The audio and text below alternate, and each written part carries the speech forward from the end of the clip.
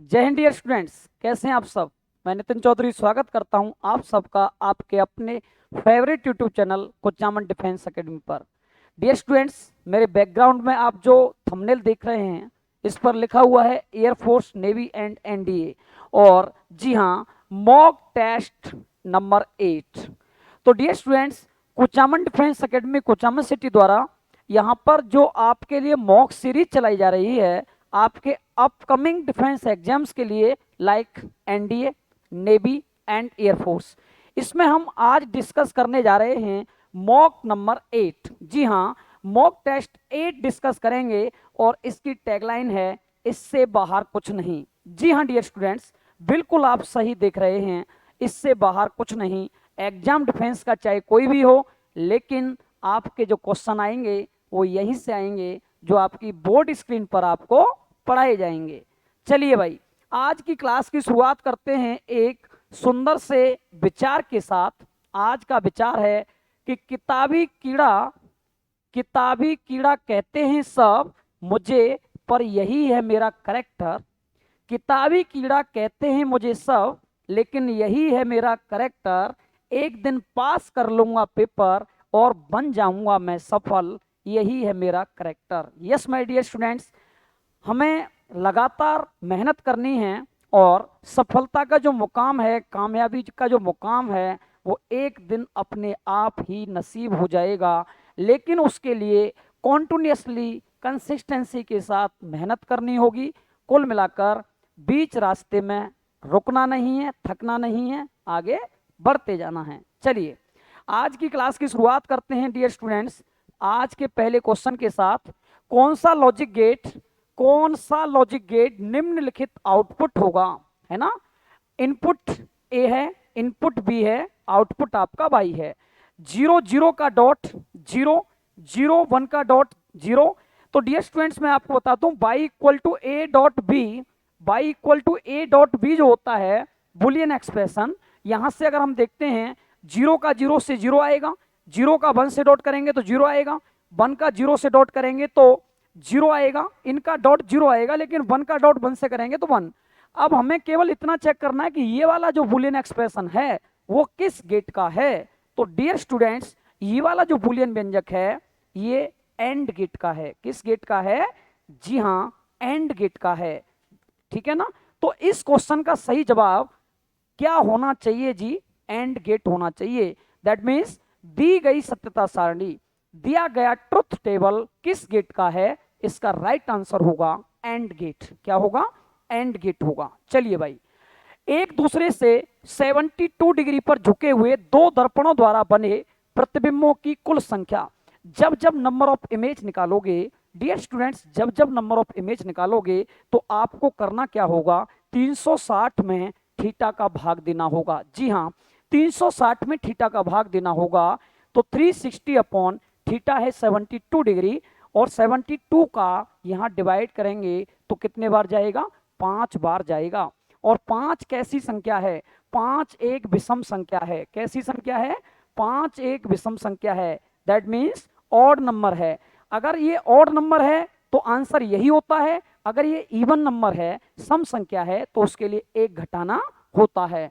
तो dear students, इसका सही आंसर होगा D for defence. That means 5 will be correct answer. चलिए भाई, आज की क्लास का नेक्स्ट क्वेश्चन है आपके सामने। 27 डिग्री सेल्सियस पर गैस की आरएमएस गति v है। यदि गैस का तापमान 327 डिग्री सेल्सियस तक बढ़ा दिया जाता है तो गैस की आरएमएस स्पीड कितनी हो जाएगी? तो टेम्परेचर का रिलेशन आरएमएस स्पीड के साथ क्या होता है? तो डियर स्टूडेंट्स, मैं आपको बता दूं, b RMS is directly proportional to temperature, है ना, ये वाला रिलेशन होता है। और यहां से बी आरएमएस पहले आपका बी है, ठीक है ना, जब टेम्परेचर कितना है? 27 है। जब टेम्परेचर आपका 27 है, प्लस का 273 करिए, फिर आपका दूसरा आरएमएस V2 कितना हो जाएगा? कितने टेम्परेचर पे? 327 पे। 327 प्लस 273, ठीक है ना। 273 क्यों ऐड कर रहे हैं? क्योंकि डिग्री सेल्सियस को केल्विन बनाने के लिए। किस लिए? डिग्री सेल्सियस वाली वैल्यू को केल्विन में चेंज करने के लिए।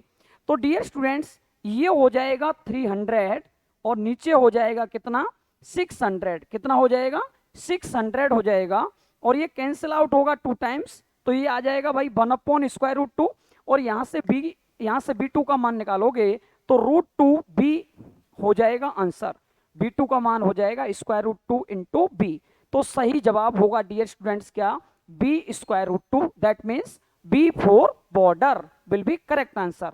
चलिए भाई, आज की क्लास का नेक्स्ट क्वेश्चन है आपके सामने, दो सरल लोलकों की लंबाइयों का अनुपात 2:3 है, तो उनकी आवृत्ति का अनुपात बताइए। लेंथ का रेशियो दे रखा है डियर स्टूडेंट्स 2:3, देन फ्रीक्वेंसी का रेशियो पूछ रहा है। तो किसी भी सिंपल पेंडुलम के लिए टाइम पीरियड जो होता है लेंथ के डायरेक्ट प्रोपोर्शनल टू होता है। अगर मैं फ्रीक्वेंसी की बात करूं तो क्या हो जाएगी, लेंथ के इनवर्स प्रोपोर्शनल टू हो जाएगी। अगर मैं आपसे n1:n2 की बात करूंगा तो ये हो जाएगा L2/L1 हो जाएगा। और डियर स्टूडेंट्स, आपके पास जो रेशियो है लेंथ का 2:3, दैट मीन्स L1:L2 है ना। अब ये L2:L1 पूछ रहा है, तो इसका उल्टा कर दीजिए है ना, √3/2 कर दीजिए, तो सही जवाब होगा √3/2 C4 कमांडो। चलिए भाई, आज की क्लास का नेक्स्ट क्वेश्चन है, निम्नलिखित में से कौन सा व्यंजक तनिक तार में संचित ऊर्जा को, है ना, तनिक तार मतलब खिंचा हुआ तार है ना, उसमें संचित ऊर्जा को प्रदर्शित करता है। Y यंग मापांक है, S विकृति है। तो डियर स्टूडेंट्स, किसी तने हुए तार में संचित ऊर्जा energy stored in a stretched wire, ये फॉर्मूला होता है UB है ना, हाफ स्ट्रेस इंटू स्ट्रेन का स्क्वायर, प्रतिबल गुणा विकृति का स्क्वायर है ना, प्रतिबल गुणा विकृति है ना। अब यहां से इसी को हम और मॉडिफाई करते हैं, तो 1/2 ये हो जाता है, ये हो जाता है बाई इंटू विकृति का स्क्वायर, और विकृति को ये क्या लिख रहा है, स्ट्रेन को क्या लिख रहा है भाई मेरे, S लिख रहा है, तो हाफ बाई S²। ऑप्शन सही जाएगा A फॉर एयर फोर्स। चलिए भाई, आज की क्लास का नेक्स्ट क्वेश्चन लेके चलते हैं आपके सामने। एक इलेक्ट्रॉन चुंबकीय क्षेत्र B में v वेग से घूम रहा है, चुंबकीय क्षेत्र इलेक्ट्रॉन के वेग से लंबवत है, और इलेक्ट्रॉन त्रिज्या r के एक वृत्ताकार पथ पर घूम रहा है। निम्न में से कौन इलेक्ट्रॉन के प्रति इकाई द्रव्यमान, दैट मीन्स E/m आवेश का प्रतिनिधित्व करता है। डियर स्टूडेंट्स, जब भी कोई चार्ज पार्टिकल किसी इलेक्ट्रिक फील्ड में परपेंडिकुलर एंटर करता है तो उसका पाथ होता है सर्कुलर। कैसा होता है, सर्कुलर होता है, और यहां से जो रिजल्ट निकल के आता है रेडियस का, वो आता है mb/qb। लेकिन इलेक्ट्रॉन के लिए क्या हो जाएगा, इलेक्ट्रॉन के लिए हो जाएगा भाई मेरे, इलेक्ट्रॉन के लिए हो जाएगा EB है ना। लेकिन यहां से E/m पूछ रहा है, क्या पूछ रहा है, E/m। डियर स्टूडेंट्स, अगर मैं यहां से m/e निकालूंगा तो ये हो जाएगा RB/b है ना, RB/b। लेकिन हमें पूछ रहा है वो E/m, तो इसका भी उल्टा मान करिए, B/RB या BR, ठीक है, B/RB या BR, B/RB, ठीक है ना। ये वाला ऑप्शन करेक्ट होगा, B/RB वाला, B/RB वाला, C4 commando will be correct answer. चलिए भाई, आज की क्लास का नेक्स्ट क्वेश्चन है, एक ट्रांसफार्मर की सेकेंडरी कॉइल और प्राइमरी कॉइल में नंबर ऑफ टर्न्स, फेरों की संख्या है 200 और 500। प्राथमिक कुंडली में विद्युत धारा दे रखी है आपको कितना, 48 एम्पियर। तो सेकेंडरी कॉइल में करंट की वैल्यू फाइंड आउट करनी है मेरे दोस्त, ठीक है ना। कैसे करेंगे सेकेंडरी कॉइल में करंट की वैल्यू फाइंड आउट, तो देखिए नंबर ऑफ टर्न्स जो होता है NS/NP है ना, नंबर ऑफ टर्न्स होता है, ये होता है IP/IS। क्या होता है, IP/IS। प्राइमरी कॉइल में करंट अपॉन सेकेंडरी कॉइल में करंट। तो डियर स्टूडेंट्स, सेकेंडरी कॉइल में प्राइमरी कॉइल में नंबर ऑफ टर्न्स जो दे रखा है वो कितना कितना है, 200 और आपका 500, ठीक है ना। प्राइमरी कॉइल में करंट कितना है, 48, सेकेंडरी कॉइल में करंट फाइंड आउट करना है। तो डियर स्टूडेंट्स, 2 से 2 0 कैंसिल, 2 से 48 और 24 है ना, और 24 इंटू 5, तो सेकेंडरी कॉइल में जो करंट होगा वो 24 इंटू 5 होगा, दैट मीन्स 120 एम्पियर होगा मेरे दोस्त। कितना होगा, 120 एम्पियर होगा। C4 commando will be correct answer. चलिए भाई, आज की क्लास का नेक्स्ट क्वेश्चन है, एक कार्नोट हीट इंजन का इफिशियंसी है 75%, सिंक का टेम्परेचर है 300 केल्विन और आपका ऊष्मा स्रोत का तापमान ज्ञात करना है, सोर्स का टेम्परेचर फाइंड आउट करना है। किसी भी कार्नोट इंजन के लिए मेरे दोस्त इफिशियंसी का जो फॉर्मूला होता है वो होता है ईटा इक्वल टू, क्या होता है, eta equal to 1 minus T2 upon T1, है ना। इफिशियंसी है 75%, हटाएंगे तो 100 का भाग देंगे, 1 माइनस सोर्स का टेम्परेचर निकालना है, सिंक का दे रखा है कितना 300 अपॉन T1 फाइंड आउट करना है। 25 से 3 बार, 25 से 4 बार, इसको इधर ले आएंगे, 300 upon T1 equal to 1 minus 3/4, ठीक है ना। तो 300 अपॉन T1 इक्वल टू हो जाएगा 1/4 और यहां से T1 की वैल्यू फाइंड आउट करेंगे तो ये हो जाएगा भैया 1200 केल्विन, कितना 1200 केल्विन हो जाएगा। लेकिन आंसर हम देखते हैं 1200 केल्विन में है, तो 1200 केल्विन कहाँ है, D4 डिफेंस में है। कई बार वो आंसर डिग्री सेल्सियस में देता है, तो हम क्या करते हैं 273 फिर घटा देते हैं, तब जाके आंसर निकलता है। चलिए भाई मेरे, पृथ्वी की सतह से h ऊंचाई पर गुरुत्वाकर्षण के कारण त्वरण 75% कम हो जाता है। पृथ्वी की त्रिज्या r के पदों में h का मान ज्ञात करिए। देखिए 75% कम हो रहा है गुरुत्वीय त्वरण, तो बचेगा कितना 25%, सीधी सी बात। 75% ग्रेविटेशनल एक्सेलरेशन कम हो गया तो बचा कितना 25%।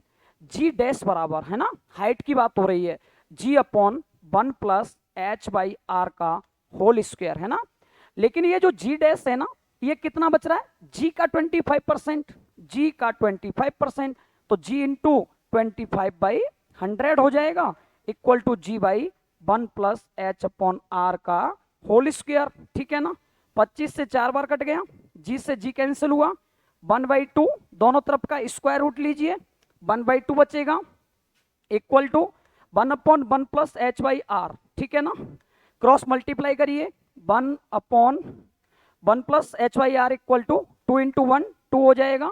और एच बाई आर की वैल्यू भाई मेरे दो में से एक घटा दो, कितनी बचेगी 1। लेकिन हमें फाइंड आउट क्या करना है, एच को करना है, वो किसके इक्वल होगा, आर के। कहने का मीनिंग ये हुआ, पृथ्वी की सतह से पृथ्वी की त्रिज्या के बराबर ऊंचाई पर जाने पर गुरुत्वीय त्वरण का मान पृथ्वी की सतह पर गुरुत्वीय त्वरण का 1/4 रह जाएगा, या फिर यूं कहें कि 25% रह जाएगा, या फिर यूं कहें कि 75% कम हो जाएगा। तीनों ही बातें एक ही हैं, ठीक है ना। चलिए इसका आंसर आएगा D4 डिफेंस। आज की क्लास का नेक्स्ट क्वेश्चन, एक कण के रैखिक संवेग में 25% की वृद्धि कर दी जाए तो गतिज ऊर्जा में कितनी वृद्धि हो जाएगी यदि कण का द्रव्यमान कांस्टेंट रहे। बहुत ही शानदार क्वेश्चन है और डिफेंस के एग्जाम में लगातार पूछा जाता रहा है। फटाफट से कमेंट करिए भाई इसका आंसर, फटाफट से आंसर कमेंट करिए।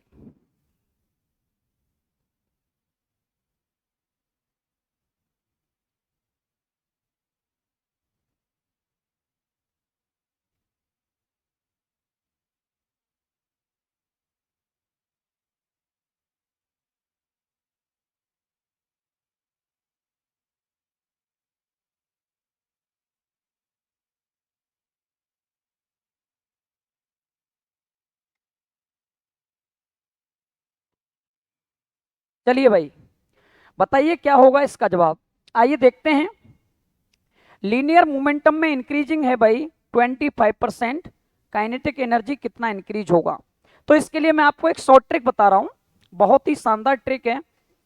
काइनेटिक एनर्जी में परसेंटेज इंक्रीजिंग निकालना है तो इसका फॉर्मूला होता है 2x plus x square by 100, है ना। इस टाइप के क्वेश्चन को इससे तोड़ देंगे, है ना, इससे तोड़ देंगे सेकंडों में। 2 इंटू एक्स क्या चीज है, जो परसेंटेज इंक्रीजिंग दे रखी है किसमें, मोमेंटम में, कितनी है 25 प्लस 25 का स्क्वायर अपॉन 100, है ना। ये हो जाएगा कितना 50 प्लस 2500 और नीचे कितना है 100, ठीक है। 2 0 से 2 0 गया तो ये कितना हो जाएगा, ये हो जाएगा भाई मेरे कितना 75%, है ना, 75% हो जाएगा। इसमें कहाँ दिक्कत हुई है, लीनियर मोमेंटम को 25% इंक्रीज कर दिया जाए तो काइनेटिक एनर्जी कितना बढ़ जाएगा, द्रव्यमान स्थिर रहे है ना, मास को कांस्टेंट रखते हुए, 2x plus x square by 100, x square by 100।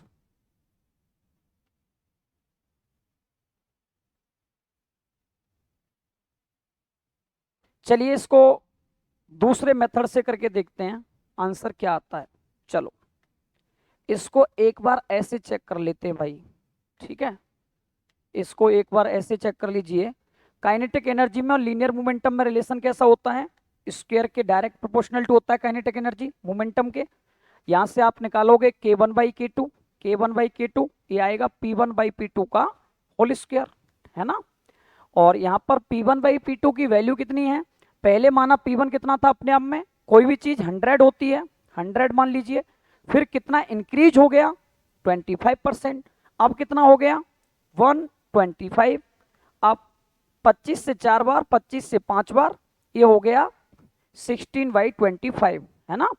लेकिन काइनेटिक एनर्जी में परसेंटेज इंक्रीजिंग करने के लिए क्या करना पड़ेगा, उल्टा करना पड़ेगा, 25/16 माइनस 1 गुणा 100, है ना, ये मेथड यूज करते हैं। तो यहाँ पर 25 माइनस 16 कितना होता है, 9/16 इंटू 100, है ना, ये 4 से 4 टाइम्स, 4 से 25 टाइम्स, है ना, ये मल्टीप्लाई करिए, 25 का 9 से करेंगे तो 175/4, ये आएगा आपका 56.25%, है ना, 56.25%, है ना, 56.25% इसका सही जवाब होगा। तो इसका सही जवाब होगा C4 कमांडो। चलिए भाई आज की क्लास का नेक्स्ट क्वेश्चन, वेग समय ग्राफ बीटी ग्राफ का प्रवणता या ढाल क्या देता है ना, velocity time graph, velocity time graph का जो ढलान है वो क्या देता है। तो डियर स्टूडेंट्स मैं आपको बता दूं, बीटी ग्राफ जो होता है, बीटी ग्राफ का जो ढाल होता है, बीटी ग्राफ का जो ढाल होता है, ग्रेडियंट होता है ना, जो प्रवणता होती है, जो स्लोप होता है, वो क्या देता है, एक्सेलरेशन देता है। जी हाँ, त्वरण देता है, एक्सेलरेशन देता है। तो डियर स्टूडेंट्स बीटी ग्राफ त्वरण को बताएगा, एसटी ग्राफ वेलोसिटी को बताएगा, इसीलिए इस क्वेश्चन का सही जवाब क्या होगा, एक्सेलरेशन, दैट मींस त्वरण, डी फॉर डिफेंस। आगे चलिए आज की क्लास का नेक्स्ट क्वेश्चन है, किस भौतिक राशि का आयाम रूट एलसी के समान है।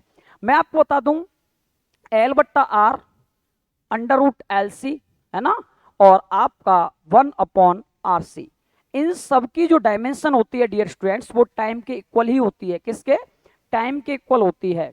तो यहां पर जवाब होगा क्या, टाइम पीरियड या समय या आवर्तकाल, ठीक है ना, ये इसका राइट आंसर होगा। अगर इनका जस्ट उल्टा पूछ लेगा तो फ्रीक्वेंसी हो जाएगा, जिसे हम आवृत्ति कहते हैं। चलिए आज की क्लास का नेक्स्ट क्वेश्चन है, यदि सोडियम धातु पर प्रकाश विद्युत प्रभाव की दहलीज आवृत्ति थ्रेशोल्ड फ्रीक्वेंसी दे रखी है इतना, तो इसका कार्यफलन कितना होगा, जबकि प्लैंक कांस्टेंट की वैल्यू है 6.6 10⁻⁻34 जूल इंटू सेकेंड। तो डियर स्टूडेंट्स मैं आपको बता दूं, मैं आपको एक बात बता दूं कि वर्क फंक्शन जो होता है W0 ये होता है H न्यू नॉट, H की वैल्यू है 6.6 10⁻⁻34, है ना, ये जूल इंटू सेकेंड होती है इसकी यूनिट, है ना, जूल इंटू सेकेंड होती है इसकी unit, into new not threshold frequency, threshold frequency कितना है 1.6 10⁻4, 1.6 इंटू 10⁻4 होती है, क्रॉस इन दोनों का मल्टीप्लाई करेंगे तो डियर स्टूडेंट्स 16 का इससे मल्टीप्लाई करने पे यहाँ पे माइनस का 30 बचेगा, तो माइनस का 30, है ना, और मल्टीप्लाई करने पे दोनों का कितना आएगा 10.56, है ना, ये वाला ऑप्शन करेक्ट होगा, डिफेंस होगा आफ्टर कैलकुलेशन, है ना। चलिए आज की क्लास का नेक्स्ट क्वेश्चन आपके सामने है, एंड गेट का बूलियन व्यंजक, है ना।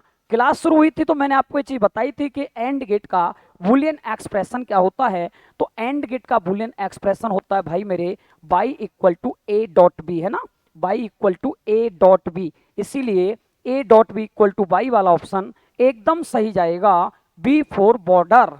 चलिए भाई आज की क्लास का नेक्स्ट क्वेश्चन आपके सामने है, दो नाविकों की द्रव्यमान संख्याओं का अनुपात 27:25 है, तो इसकी त्रिज्याओं का अनुपात बताइए। नाविक की जो त्रिज्या होती है वो द्रव्यमान संख्या के 1/3 के समानुपाती होती है। तो डियर स्टूडेंट्स, रेडियस का रेशियो आपको निकालना है R1/R2 और आपको मास नंबर का रेशियो दे रखा है कितना, A1/A2 है ना, A1/A2 का पावर 1/3। A1/A2 है 27/125, इसकी पावर 1/3। 27 का क्यूब, 3 का क्यूब होता है 27 और 125 5 का क्यूब होता है, तो 3:5 विल बी करेक्ट आंसर। 3:5 कहीं नहीं है, 5 3 है, लेकिन आंसर आएगा 3 5, इसीलिए इस क्वेश्चन का जवाब जाएगा none of this, D for defence. चलिए भाई, आज की क्लास का नेक्स्ट क्वेश्चन है, हाइड्रोजन परमाणु की मूल अवस्था में एनर्जी है माइनस का 13.6 electron volt, n equal to 3 ऊर्जा स्तर वाले n इक्वल टू 3 ऊर्जा स्तर में इसकी एनर्जी कितनी होगी। तो मैं आपको बता दूं, हाइड्रोजन की एनर्जी के लिए माइनस का 13.6 अपॉन एन स्क्वायर वाला फॉर्मूला होता है। यहां पर आपको n की वैल्यू कितनी पुट करनी है, 3 पुट करनी है। तो माइनस का 13.6 अपॉन 3 का स्क्वायर 9, अब 9 का भाग देंगे तो 1 पॉइंट है ना, 1 पॉइंट कितने टाइम जाएगा, 5 बार है ना, लगभग में माइनस का 1.5। यहां पर ऐसा कोई ऑप्शन नहीं है, इसीलिए इसका जवाब भी क्या हो जाएगा, नन ऑफ दीज वाला ऑप्शन करेक्ट हो जाएगा, D for defence will be correct answer. आज की क्लास का नेक्स्ट क्वेश्चन है square root mu naught epsilon naught का डायमेंशन। तो डियर स्टूडेंट्स, इलेक्ट्रोमैग्नेटिक जो वेव होती हैं, EM वेव्स जो होती हैं, इनकी जो स्पीड होती है वो स्पीड ऑफ लाइट के इक्वल होती है। Speed of light in vacuum, निर्वात में प्रकाश की चाल, निर्वात में प्रकाश की चाल के बराबर होती है 1 upon square root mu naught epsilon naught, ये होता है c के बराबर। और इस c क्या चीज होती है, वेलोसिटी, तो इसका डायमेंशनल फॉर्मूला LT-1। लेकिन अगर मैं इसका उल्टा कर दूं, म्यू नॉट एप्सिलॉन नॉट कर दूं, तो डियर स्टूडेंट्स ये भी उल्टा हो जाएगा, L-1 T1, L-1 T plus का 1, L-1 T, B4 बॉर्डर इसका करेक्ट आंसर होगा। डियर स्टूडेंट्स, आगे चलते हैं आज की क्लास का नेक्स्ट क्वेश्चन लेके, ब्रूस्टर का नियम। ये जो ब्रूस्टर लॉ है ये होता है म्यू इक्वल टू 10 IP है ना। कुल मिला के ब्रूस्टर लॉ जो कहता है वो कहता है कि किसी भी मीडियम का refractive index angle of polarisation का टेंजेंट के बराबर होता है। तो mu equal to 10 IP, mu equal to 10 IP या n इक्वल टू 10 IP। और अगर इसका उल्टा कर देंगे तो कॉट भी हो जाएगा, तो ये भी सही है, ये भी सही है। तो भाई मेरे ऑप्शन कौन सा सही जाएगा, A और B दोनों। जी हाँ, C4 कमांडो इसका करेक्ट आंसर होगा, A और B दोनों। चलिए, दो तरंगे जिनकी तीव्रताओं का अनुपात 9:4 है, व्यतिकरण उत्पन्न करती हैं, अधिकतम तथा न्यूनतम तीव्रताओं का अनुपात बताइए। अधिकतम और न्यूनतम तीव्रताओं का अनुपात है ना, तो इंटेंसिटी का रेशियो निकालना है। तो भाई मेरे intensity direct proportional to A² है ना। तो तीव्रताओं का अनुपात दे रखा है, अधिकतम न्यूनतम, अच्छा, I मैक्सिमा I मिनिमा, ठीक है ना, I मैक्सिमा I मिनिमा, इनका रेशियो। तो dear students, square root I1 plus square root I2 इसका होल स्क्वायर, नीचे square root I1 minus square root I2 है ना, इसका होल स्क्वायर। I1 I2 का कितना है, 9:4, तो 9 और 4, 9 का स्क्वायर रूट 3, 4 का 2, तो 3 + 2, ऊपर क्या लिख देंगे 3 + 2, और नीचे 3 - 2, नीचे क्या लिख देंगे भाई मेरे 3 - 2, इसका होल स्क्वायर। 3 + 2 होता है 5, 5 का स्क्वायर 25, 5 का स्क्वायर 25, 3 - 1 1, 1 का स्क्वायर 1, ठीक है ना। तो आंसर आएगा 25:1। जी हाँ, 25:1। B4 border will be correct answer. चलिए, आज की क्लास का नेक्स्ट क्वेश्चन आपके सामने है, निकट दृष्टि दोष के निवारण के लिए किस दर्पण का यूज होता है। यहां पर बच्चे कंफ्यूज होते हैं और निकट दृष्टि दोष, निकट आओ ट्रिक लगा देते हैं और आंसर लगाते हैं कौन सा, अवतल लेंस। लेकिन ध्यान दीजिए, ये पूछ रहा है कि निकट दृष्टि दोष के निवारण के लिए दर्पण, तो मेरे भाई दर्पण यूज नहीं करते है ना, दर्पण यूज नहीं करते ट्रीटमेंट में, क्या करते हैं, लेंस करते हैं। इसीलिए ये इसका जवाब क्या हो जाएगा, नन ऑफ दीज होगा, क्योंकि कोई भी दर्पण यूज नहीं करते। निकट दृष्टि दोष हो चाहे दूर दृष्टि दोष हो, इनके निवारण के लिए हमेशा यूज करते हैं लेंस। निकट दृष्टि दोष के लिए अवतल लेंस, दूर दृष्टि दोष के लिए उत्तल लेंस। चलिए भाई, आगे चलते हैं। विद्युत फ्लक्स का ऐसा ही मात्रक है ना, इलेक्ट्रिक फ्लक्स क्या होता है, फाई बराबर होता है ई डॉट ए क्या होता है, ई डॉट ए होता है इलेक्ट्रिक फील्ड की इंटेंसिटी और एरिया, है ना। इलेक्ट्रिक फील्ड की इंटेंसिटी वोल्ट पर मीटर, इसका यूनिट होता है वोल्ट पर मीटर, और एरिया का होता है मीटर स्क्वायर, मीटर से metre cancel, volt into metre, है ना। सही जवाब होगा वोल्ट इंटू मीटर, जो कि यहाँ कहीं नहीं दिखाई दे रहा, इसीलिए इसका जवाब हो जाएगा D for defence. Yes my dear students, इसका जवाब होगा डी फॉर डिफेंस। आगे चलते हैं। गोल चक्री पर घूमता हुआ व्यक्ति यदि अपनी फैली हाथ बदन के पास समेट ले, है ना, कोई गोल चक्री पर घूमता हुआ व्यक्ति अपने फैले हुए हाथ अपने शरीर के पास ले आए, है ना, तो क्या होगा। तो डियर स्टूडेंट्स, शरीर के पास हाथों को लाएगा, गोल चक्री घूम रही है, रोटेशनल मोशन है, रोटेशनल मोशन है तो जो मूवमेंट ऑफ इनर्शिया होता है आई, आई बराबर होता है मेरे भाई एम आर स्क्वायर, है ना। आर की वैल्यू कम होगी, कुल मिला के एक्सिस ऑफ रोटेशन से डिस्टेंस कम हो जाएगा, तो आई का मान कम हो जाएगा। क्या हो जाएगा, आई का मान कम हो जाएगा, जड़त्व आघूर्ण का मान घट जाएगा। और दूसरी बात, जे बराबर होता है आई ओमेगा, क्या होता है, जे बराबर आई ओमेगा, है ना। आई और ओमेगा में दोनों में रिलेशन होता है कैसा, इनवर्स होता है। तो डियर स्टूडेंट्स, आई घटेगा तो ओमेगा बढ़ेगा, ठीक है ना। तो घूर्णन की चाल बढ़ जाती है, यस, ओमेगा बढ़ जाता है, और जड़त्व आघूर्ण घट जाता है, यस, जड़त्व आघूर्ण घट जाता है, ओमेगा बढ़ जाता है, जड़त्व आघूर्ण घट जाता है। इसीलिए ए और बी दोनों ही ऑप्शन क्या हो जाएंगे, सही हो जाएंगे। इसीलिए इस प्रश्न का जवाब होगा डी फॉर डिफेंस, ठीक है ना। चलिए भाई नेक्स्ट, किसी आर प्रतिरोध वाले तार को खींचकर उसका व्यास आधा कर दिया जाए, व्यास कैसा कर दिया जाए, आधा कर दिया जाए, तो उसका प्रतिरोध कितना हो जाएगा। जो संबंध व्यास के साथ होता है वही त्रिज्या के साथ होता है। डियर स्टूडेंट्स, नया जो रेजिस्टेंस होता है, नया जो रेजिस्टेंस होता है, मैं आपको बता दूं, वो पहले वाले रेजिस्टेंस का 1/n² टाइम्स होता है इस केस में, ठीक है ना।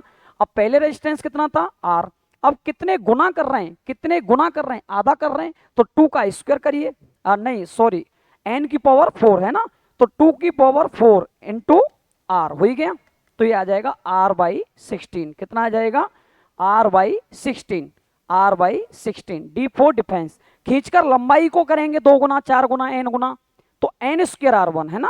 और अगर रेडियस की बात आएगी, त्रिज्या की बात आएगी, ठीक है, तब 1/n की पावर 4 करते हैं। चलिए भाई, आज की क्लास का नेक्स्ट क्वेश्चन है 2 × 10⁻⁻6 कूलाम के आवेश पर 6.24 × 10⁻³ न्यूटन का बल लगता है, तो विद्युत क्षेत्र का मान बताइए।